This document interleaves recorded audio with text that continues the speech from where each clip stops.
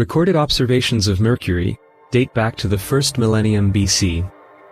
Before the 4th century BC, Greek astronomers believed it to be two separate planets, one visible at sunrise, the other at sunset.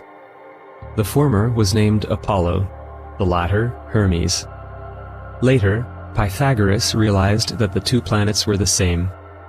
The English name for the planet comes from the Romans, who named it after the Roman god Mercury. They identified him with Hermes, the Greek messenger of the gods, the protector of travelers, and guide of dead souls. Comparatively little information is available about the planet. Two space probes have visited Mercury. The first of these was Mariner 10, which mapped only 45% of its surface.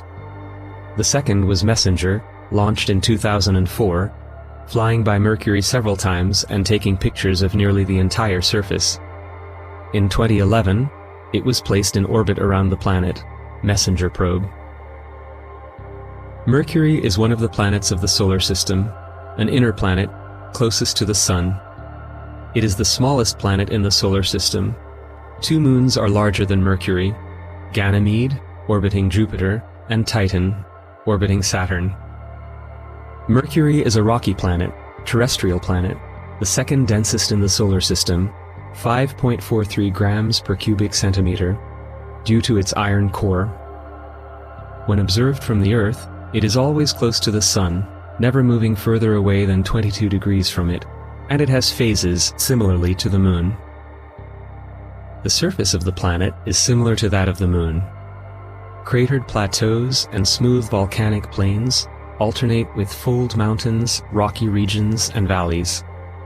The circular Caloris Basin, 1,400 kilometers in diameter, may have been created by a powerful impact.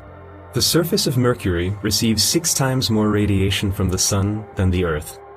The day side of the planet is very hot, while the night side is very cold.